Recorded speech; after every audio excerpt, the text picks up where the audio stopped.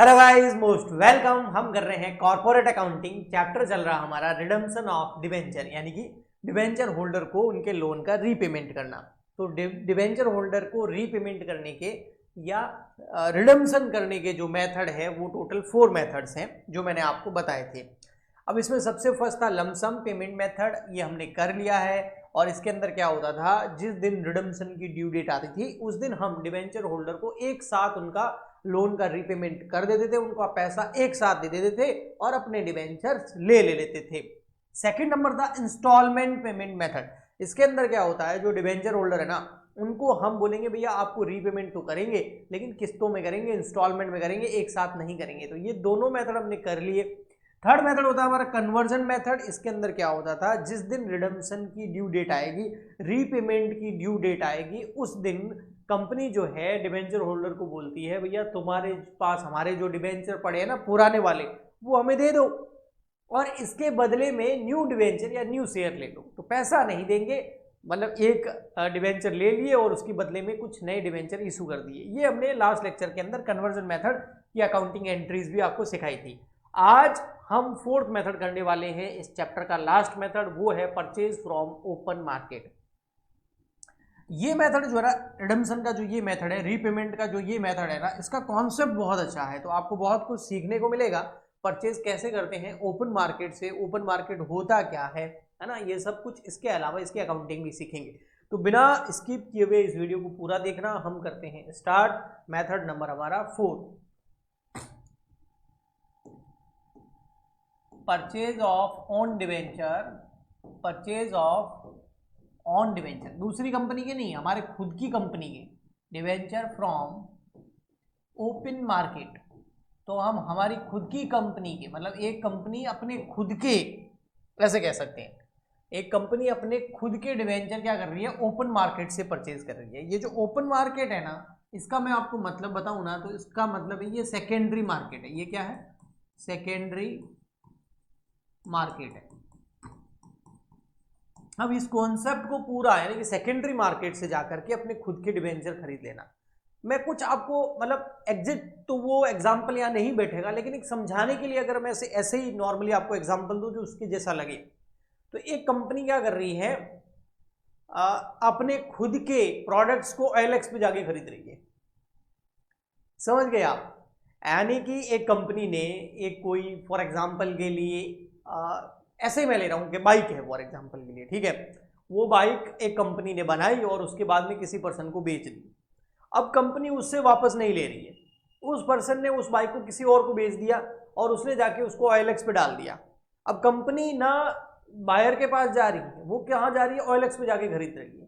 समझ में आया? इस तरीके से हो गया। तो OLX आपका सेकेंडरी मार्केट हो गया। आइए मैं इसको समझाता हूं। कहानी स्टार्ट होगी हमारी इशू से। जब कंपनी इशू करती है ना डिवेंचर, तो वो प्राइमरी मार्केट में करती है। जो भी डिवेंचर सिक्योरिटीज इशू की जाती है वो प्राइमरी मार्केट में की जाती है, ठीक है। प्राइमरी मार्केट में कंपनी बेच रही है या इशू कर रही है अपने डिवेंचर्स को।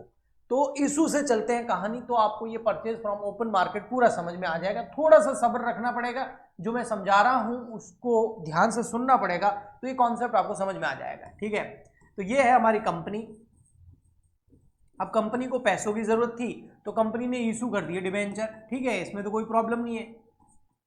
इशू की बात चल रही है, रिडम्पशन की बात नहीं चल रही है, ठीक है। रिडम्पशन से पहले इशू तो हुआ ही होगा। फॉर एग्जांपल के लिए हम कर रहे हैं 1 अप्रैल 2020 को, ठीक है।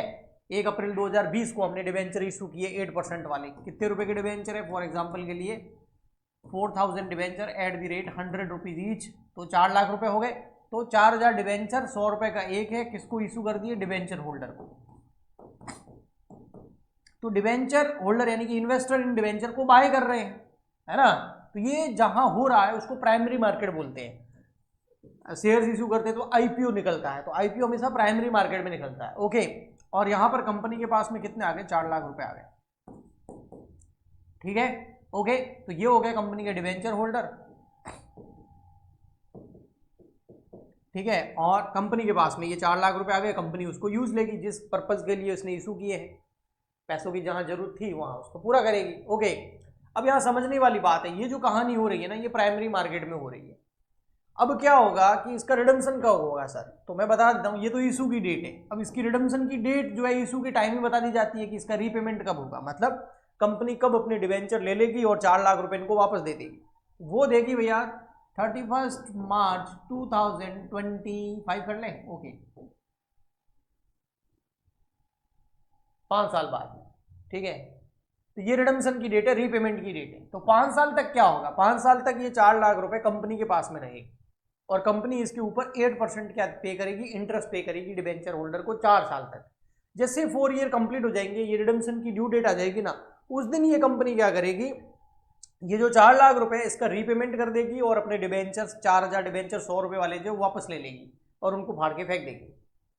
सिंपल कहानी। तो लोन का रीपेमेंट हो जाएगा, लेकिन 5 साल बाद में, 4 नहीं सॉरी 5 साल बाद में होगा, ओके, 31 मार्च 2025 को होगा, तब तक इंटरेस्ट पे किया जाएगा। ये कहानी चलती है प्राइमरी मार्केट के अंदर, बहुत ईजी है ये इशू ऑफ डिबेंचर, यही होता है। हमने इशू ऑफ डिबेंचर चैप्टर में भी इसको बहुत अच्छे से समझ रखा है। अब हम आगे बढ़ते हैं कि सर ये सेकेंडरी मार्केट क्या होगा। अच्छा सर, अगर हम रिडम्पशन इस डेट को करें तो 3 मेथड है उसके, ये रहे। लमसम कर सकते हैं 31 मार्च 2025 को एक साथ पैसा दे दो, या फिर इंस्टॉलमेंट में कर सकते हैं, एक बार 1 लाख रुपए दे दिए 2022 में, फिर 23 में दे दिए, फिर 24 में दे दिए, फिर 25 में दे दिए, ऐसे कर सकते हैं 4 इंस्टॉलमेंट में या 2 इंस्टॉलमेंट में कर सकते हैं। कन्वर्जन मेथड में क्या होगा कि भाई इस ड्यू डेट को क्या करेंगे, कंपनी क्या करेगी, ये जो डिवेंचर है ये अपने वापस ले लेगी और बदले में पैसे ना दे करके नए डिवेंचर या नए शेयर इशू कर देगी 4 लाख रुपए के। ये रिडम्पशन की डेट को होगा, उससे पहले नहीं होगा। वो फर्स्ट सेकंड थर्ड, चाहे आप लमसम, चाहे इंस्टॉलमेंट, चाहे आप कन्वर्जन करो। तो सर ये परचेज फ्रॉम ओपन मार्केट क्या है, अब कहानी यहां से समझना। अब भैया ये जो है ना मिस्टर एक्स है, फॉर एग्जांपल के लिए मिस्टर एक्स ने कुछ पैसों के 1 लाख रुपए के या 1.5 लाख रुपए के या 50,000 रुपए के, कोई अमाउंट पकड़ लो, उतने पैसे के डिबेंचर जो है इस कंपनी से खरीद लिए। तो मिस्टर एक्स का पैसा कंपनी में लगा हुआ है। कब लगाया, मिस्टर एक्स ने 1 अप्रैल 2020 को लगा दिया। आप अपने आप को मान लो, आपने इस कंपनी के डिबेंचर खरीद लिए ना, तो पैसा तो चला गया आपका, आपके पास में क्या पड़े हैं, डिबेंचर, और अब आपको उसके बदले में क्या मिलेगा, इंटरेस्ट मिलेगा हर साल। आपको आपके पैसे वापस कब मिलेंगे, वो तो इस डेट को मिलेंगे, रीपेमेंट की डेट को, 5 साल बाद में मिलेंगे। लेकिन अगर आपको साल भर बाद में या फिर 6 महीने बाद में या 2 महीने बाद में या 2 साल बाद में पैसों की जरूरत पड़ गई, आप तो बोल रहे हो कंपनी को ये ले जाओ भैया, हमको नहीं चाहिए तुम्हारा डिवेंचर, हमको पैसा चाहिए, इमरजेंसी है हमको, तो भैया पैसा चाहिए हमारा। क्या कंपनी आपको रीपेमेंट करेगी, कभी नहीं करेगी, क्योंकि कंपनी के पास वो पैसा है ही नहीं। उसने कोई अलमारी में या बैंक अकाउंट में जमा करा के थोड़ी रखेंगे आपको वापस दे देगी, उसने तो उसको आगे इन्वेस्ट कर दिया, कोई फैक्ट्री लगा दी, कहीं पर मशीन खरीद ली, समझ में आया। तो कंपनी आपको नहीं देगी वापस, कंपनी कब देगी, इस डेट को देगी, उससे पहले नहीं देगी, समझ में आया। रिडम्पशन की जो ड्यू डेट होगी उस दिन देगी ना, उससे पहले तो देगी नहीं।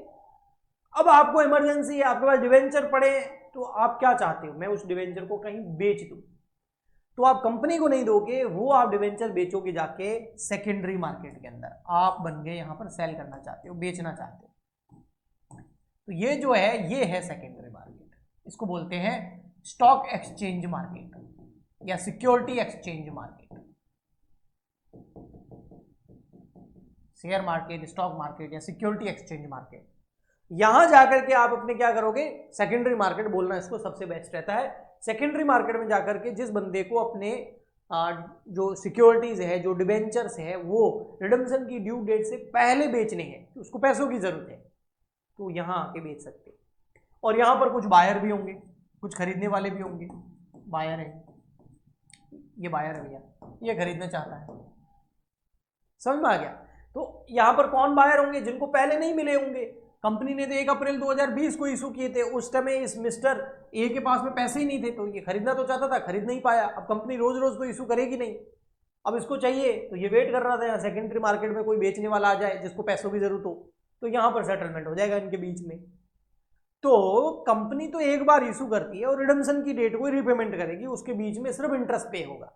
लेकिन इन 5 सालों के बीच में अगर किसी बंदे को बेचने हो तो यहां जाके बेच सकता है, और किसी को खरीदने हो तो यहां आके खरीद सकता है। और यहां पर डिमांड एंड सप्लाई के हिसाब से जो है प्राइस तय हो जाती है, जो इनके बीच में नेगोशिएशन होता है, और उस प्राइस पे वो डील हो जाती है। वो कभी ज्यादा भी हो सकती है, कभी कम भी हो सकती है। सेलिंग ज्यादा आ जाए तो प्राइस नीचे चली जाएगी, और अगर सेलिंग कम हो, सप्लाई कम हो और परचेजिंग ज्यादा आ जाए डिमांड ज़्यादा हो जाए तो फिर प्राइस बढ़ जाती है उस सिक्योरिटी की। ऐसे ही हमारा share market, stock exchange market काम करता है डिमांड एंड सप्लाई पर। आया समझ में? तो अब यहां पर समझना, अभी 31 मार्च 2025 नहीं आई, मैं फॉर एग्जाम्पल के लिए ले रहा हूं, अभी डेट है 31, फॉर एग्जाम्पल के लिए 31 मार्च 2000, एक मार्च जरूर थोड़ी है, कुछ भी ले लेते हैं, चलो ले लो 31 दिसंबर 2024 है। रिडम्पशन तो 25 में होगा, अभी तो लगभग 15 महीने पड़े हैं। 15 महीने पहले कंपनी ने देखा कि यहाँ स्टॉक एक्सचेंज मार्केट में जो ये 4 लाख रुपए का माल है ना, ये स्टॉक एक्सचेंज मार्केट में ये 3,80,000 रुपए में मिल रहा है। अब यहाँ जरूरी नहीं है कि सारे के सारे सेल हो जाए, सारे के सारे हम परचेज कर ले, मैं आपको सिर्फ एग्जांपल दे रहा हूँ समझाने के लिए। तो अभी तो कॉन्सेप्ट समझना है, डेटा पे मत जाना। भैया जो 4 लाख रुपए की चीज है ना, अभी यहाँ पर कितने में मिल रही है? 3,80,000 में मिल रही है। कंपनी को पता है कि जब 31 मार्च 2025 को मुझे रीपेमेंट करने पड़ेंगे तो कितने रुपए देने पड़ेंगे? 4 लाख रुपए। लेकिन कंपनी को पता है कि अभी ये 4 लाख रुपए मुझे रीपे करने पड़ेंगे 31 मार्च 2025 को, और करने ही पड़ेंगे, रिडम्पशन की डेट है। लेकिन ये सेम की सेम चीज अभी 3,80,000 में मिल रही है, तो मैं क्यों 31 मार्च 2025 को जाके 4 लाख रुपए का पेमेंट करूं? मैं अपने खुद के ही डिवेंचर जो है यहां आके 3,80,000 रुपए में परचेज कर लूं। तो कंपनी क्या करती है, यहां आ जाती है और बायर बन जाती है और अपने खुद के ही डिवेंचर परचेज कर देती है। और इन लोगों को पता नहीं होता है कभी भी बायर कौन है, सेलर कौन है, वो कभी पता नहीं होता। तो इन लोगों को पता नहीं कौन खरीद रहा है, इनको लग रहा है कोई खरीद रहा होगा, और इनको तो पैसों की जरूरत है, इन्होंने अपने बेच दिए सारे डिवेंचर्स और कंपनी ने आके यहाँ खरीद लिए। तो कंपनी को यहाँ पर 20,000 रुपए का फायदा हो गया। क्यों? क्योंकि अब जब रिडम्पशन की डेट आएगी ना, तो उस दिन कंपनी को अपने आप को तो पेमेंट करना नहीं है, क्योंकि उसके पास पहले से डिवेंचर पड़े हैं, इनके पास में है ही नहीं, इन्होंने तो बेच दिए कंपनी को। तो जो चीज के लिए 4 लाख रुपए पे करने थे वो 380 में हो गया। तो कोई भी कंपनी अपने खुद की डिवेंचर सेकेंडरी मार्केट के अंदर, इसी को ओपन मार्केट बोलते हैं, मैंने पहले बोला, ओपन मार्केट के अंदर, सेकेंडरी मार्केट के अंदर तब भी जाके परचेज कर रही होती है जब वहां पर वो डिस्काउंटेड प्राइस पर या सस्ते में मिल रहे हो, ताकि कंपनी को फायदा हो जाए। तो इसको बोलते हैं purchase of on debentures on security from stock exchange market, या फ्रॉम ओपन मार्केट, या फ्रॉम सेकेंडरी मार्केट। आया समझ में? ओके। अब इसकी एंट्री देखो, चलो अकाउंटिंग एंट्रीज बता देता हूँ, कॉन्सेप्ट आपको समझ में आ गया।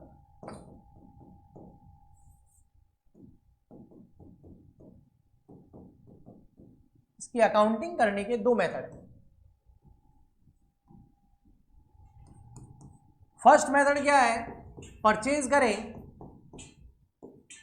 Purchase of own debenture from open market,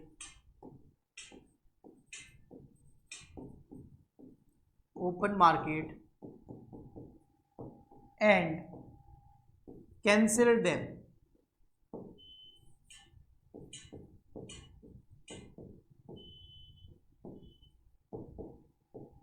या कैंसिल इमीडिएटली। ठीक है,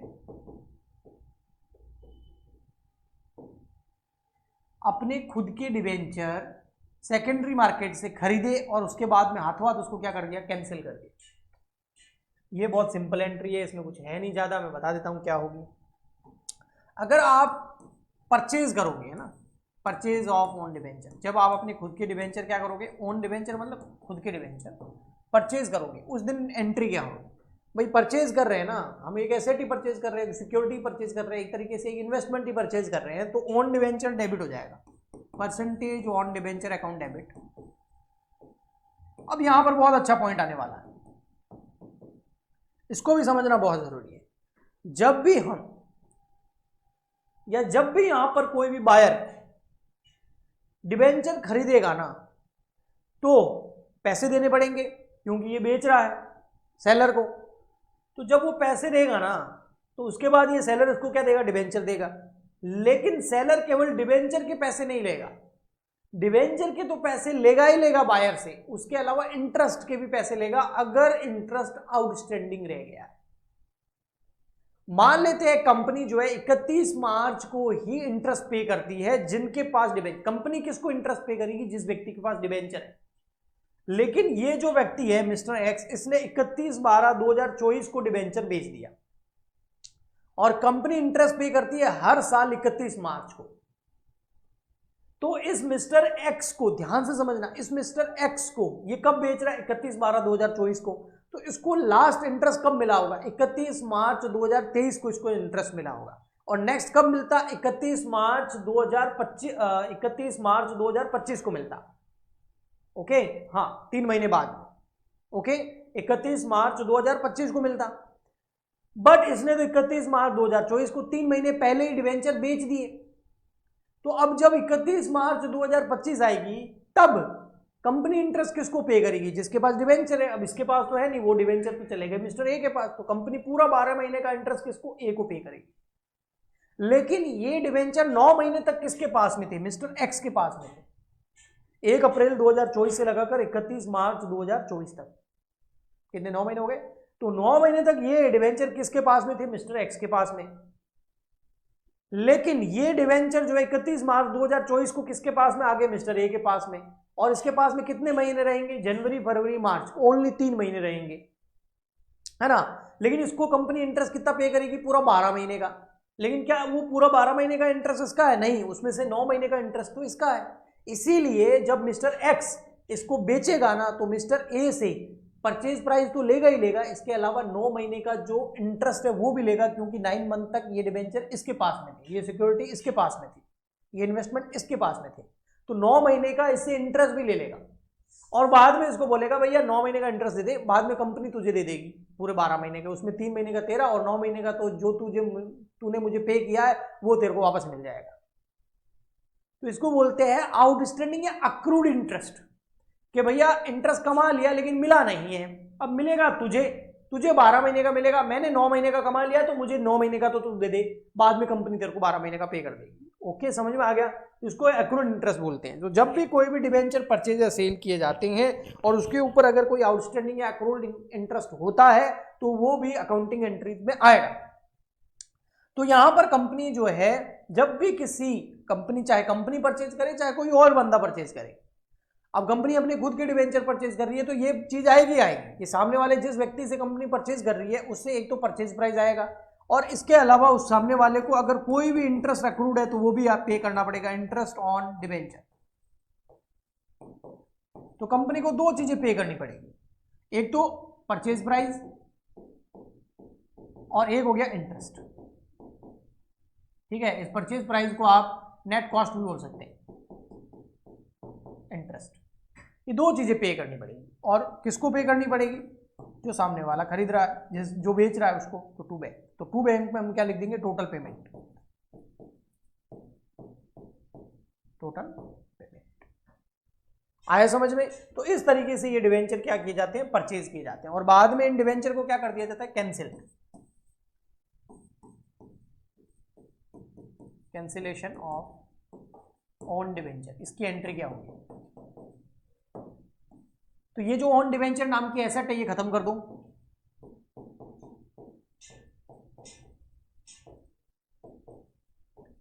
और एक लायबिलिटी जो हमारी डिवेंचर थी वो भी खत्म हो जाएगी, क्योंकि अब पेमेंट नहीं करना हमको, हमने खुद नहीं जाके मार्केट से खरीद लिए।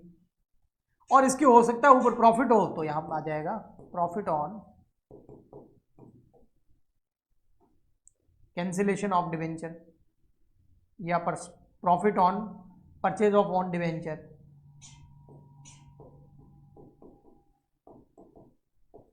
या सीधा इसको लिखो ही मतलब कैपिटल रिजर्व में डाल दो, सबसे बेस्ट है, बाद में वैसे भी वहीं ट्रांसफर करना पड़ता है।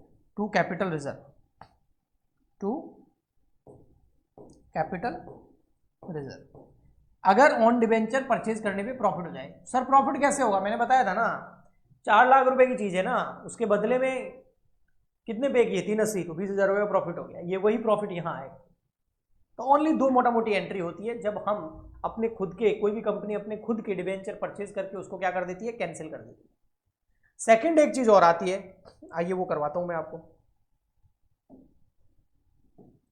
वो होती है भाई डिवेंचर परचेज करो और उसको एज अ इन्वेस्टमेंट रख दो। मतलब मतलब ये है कि अभी खरीद रहे हैं क्योंकि सस्ते में मिल रहे हैं, जब इसकी प्राइस ऊपर हो जाएगी तो वापस बेच देंगे। ठीक है, तो purchase of on debenture as investment,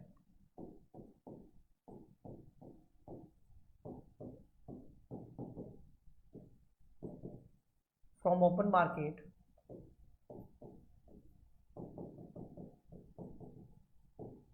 and